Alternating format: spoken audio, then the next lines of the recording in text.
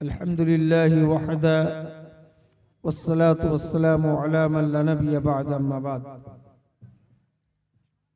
अऊज़ु बिल्लाहि मिनश शैतानिर रजीम। बिस्मिल्लाहिर रहमानिर रहीम।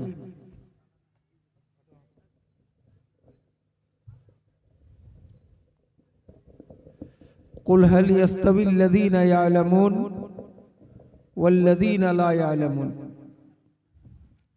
मुहतरम उलमाए किराम, सामीन हजरात, पर्दा नशीन मेरी माँ और बहन, बड़ी खुशी की बात है कि दानीपुर ऊंचा टोल ये एक छोटा सा मदरसा खोला है। चंद हाफिज और मौलाना लोग मिलकर, बड़ी खुशी की बात है।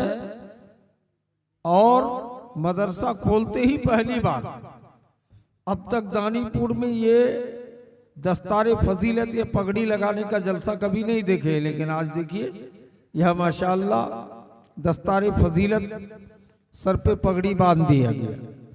इसका मतलब है कि इस कम टाइम में इस मदरसे ने बहुत ज्यादा कुर्बानी पेश किया है कि इस कम टाइम में एक हाफिज कुरान तैयार कर दिया। इसलिए मैं दानीपुर के इस टोला के लोगों से गुजारिश करता हूं कि आप इख्तलाफ का शिकार ना हो, मदरसे को आगे बढ़ाइए। ये बात समझ लीजिए कि मदरसा ही ये वो मैकदा है जिसको शायर ने कहा, ये मैकदा है साकी, कोई मैखना नहीं है ना। यहाँ के खाक से इंसान बनाए जाते हैं। तो ये मदरसा असल चीज है।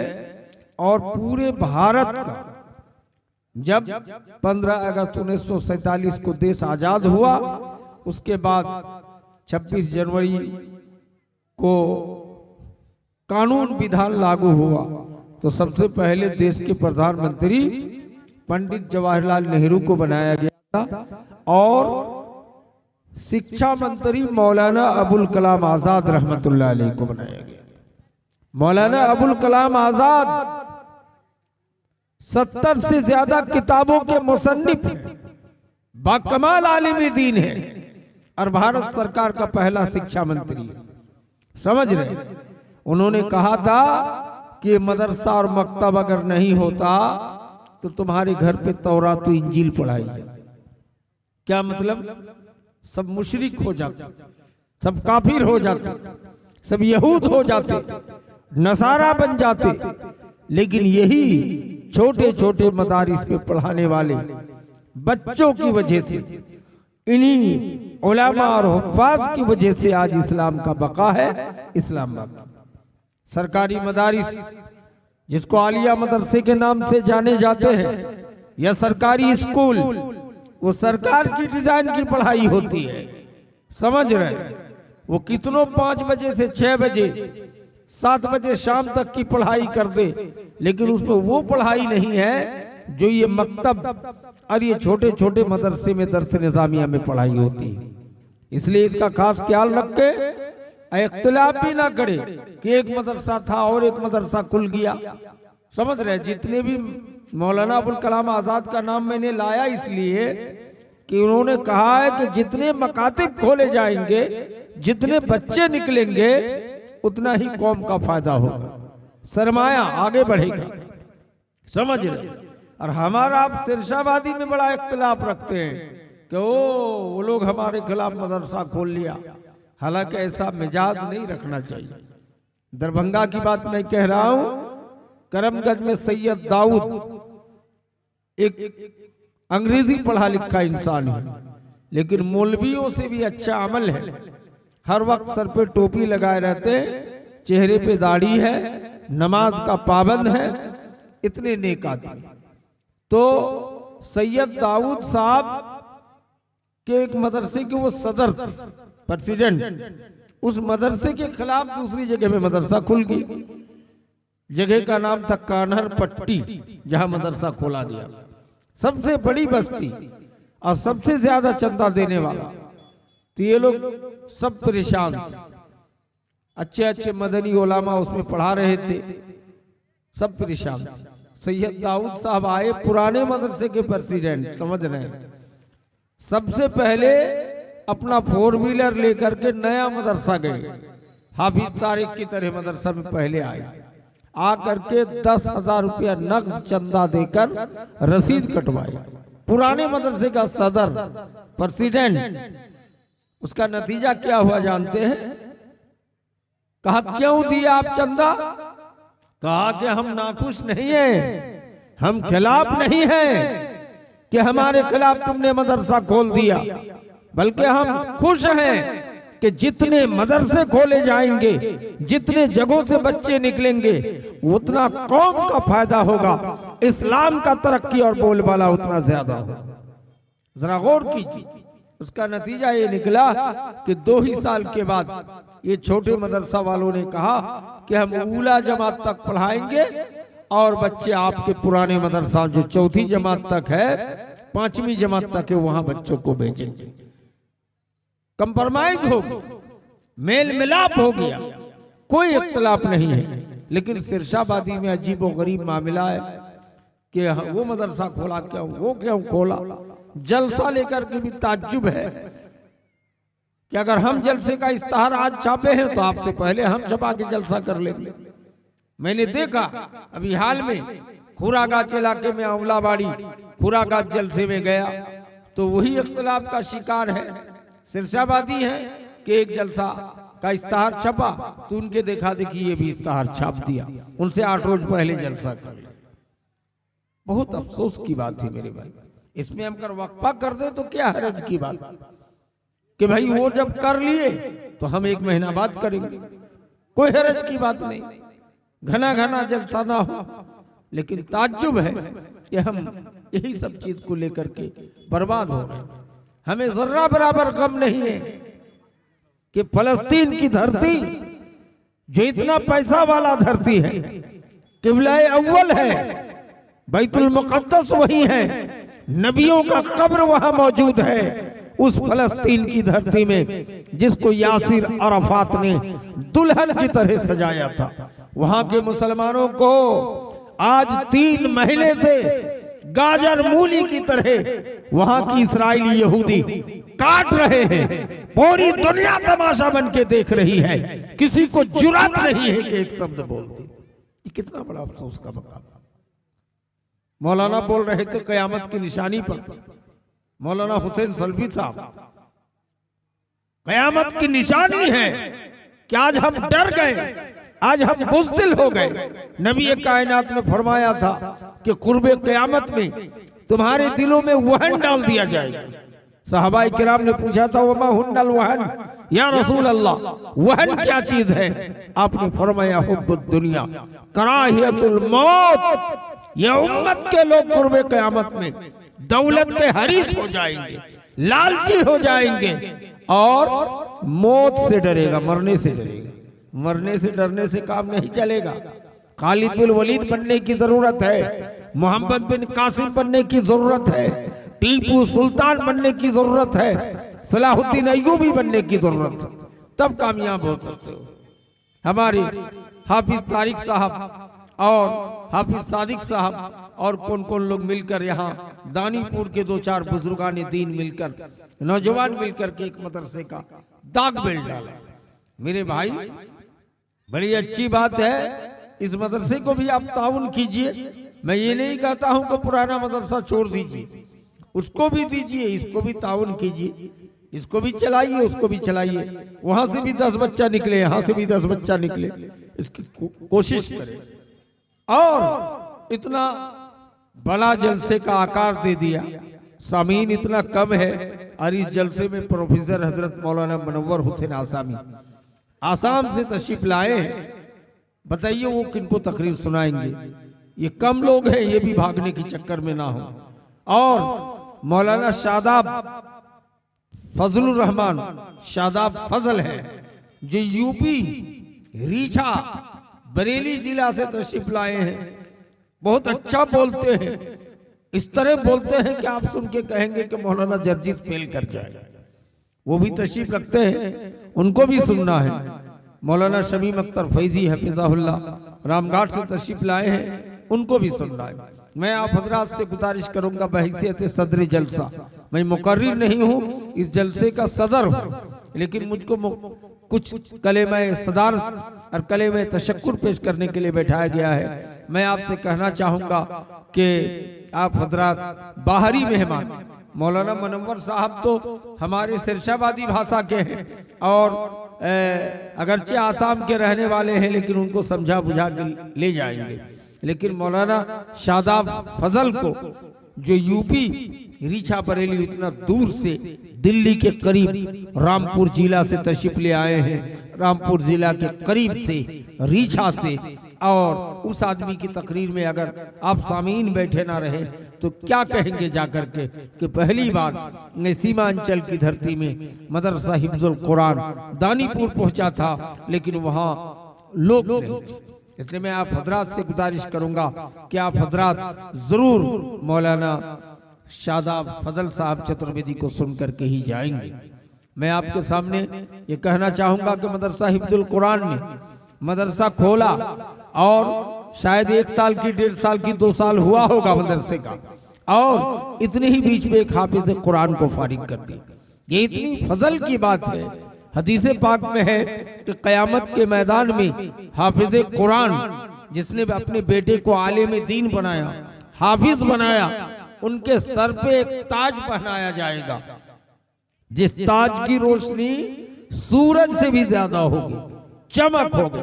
मैदान महशर में लोग अपने गला और गर्दन को उठा उठा करके देखेंगे कि कौन आदमी है जिसके सर पे दस्तारी फजीलत बांधी जा रही है, ये कौन है जिसको इतनी महंगी पगड़ी इनके सर पे अल्लाह तबारक व तआला बंधवा रहा है। जवाब आएगा कि वो आदमी है जिसने अपने बेटे को हाफिज कुरान बनाया था, जिसने अपने बेटे को आलिम दीन बनाया था। मेरे भाइयों, हाफिज कुरान की फजीलत इतनी है, हदीस में है कि हाफिज कुरान को अल्लाह कहेगा कि कुरान पढ़ते जाओ, जहां तुम्हारा अंत होगा, जहां तुम्हारा इख्तिताम होगा, उसी जगह में तुम्हारा मंजिल होगा। इतना ऊंचा मंजिल, इतना ऊंचा मर्तबा इनको दिया जाएगा। मेरे भाइयों, दोस्तों, बुजुर्गों, जिस तरह मुअज्जिनीन के बारे में नबी कायनात ने फरमाया था कि आनकुल मुअद्दिनीन, क़यामत के दिन मुअज्जिनीन आज़ान देने वाला फ्री में बगैर पैसे की उनकी गर्दन लंबी होगी। तो गर्दन लंबी का ये मतलब नहीं कि ऊंट की तरह गर्दन लंबी, मतलब ये है कि क़यामत के मैदान में सब अपने गर्दन को उठा उठा के देखेंगे कि मुअज्जिन कौन था। ये मुअज्जिन रसूल के गले पे इनको तोक पहनाया नहीं जा रहा है, बल्कि इसको जन्नत का लिबास पहनाया जा रहा है। मेरे भाइयों, उनको फजलो करम और उनकी फजीलत को देख करके सब मैदानी माशर पे देखेंगे। इस तरह हाफिज कुरान की भी बड़ी फजीलत है। मेरे भाई, किसी इंजीनियर के बाप को, किसी डीएम के बाप को, किसी बड़े से बड़े आदमी के बाप को, ठीक है, दुआ कर देंगे तुम्हारे बाप, अल्लाह ताला उनके शिफाए कामिल आजिल अता फरमाए। अल्लाह तो डॉक्टरों का डॉक्टर है, अल्लाह उनको शिफा दे, और उनके जिनके नाम पर दिया है अल्लाह तो उनको शिफाए कामिल आजिल अता फरमाए। मेरे भाइयों, मैं कह रहा था कि हाफिज कुरान की बड़ी फजीलत है और हिफ्जुल कुरान का ये मदरसा खोला है। मैं समझता हूँ कि दानीपुर के लोग जो बगल में हैं, ये देखिए वो मदरसा मौलाना हमीदुल्लाह सलफ़ी मदनी हफिज़हुल्लाह बम्बई से आकर के मदरसा अख्तरुल इस्लाम को बना दिया है। इंशाअल्लाह इस मदरसे में भी मैं अहले दानीपुर से गुजारिश करूंगा कि कुछ ज़मीन बढ़ाइए।